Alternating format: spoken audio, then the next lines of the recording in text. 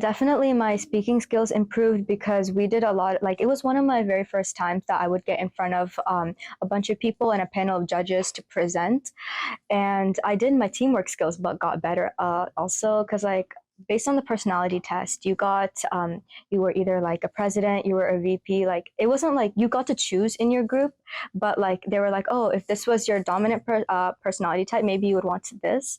And so I actually took on the role of the president, and that gave me a little bit more responsibility. So I learned a lot from that, and that was very important. Yeah, that was a skill set I took forward out of the camp. Like the one thing that we all found challenging, this goes for everybody in our group, was communication.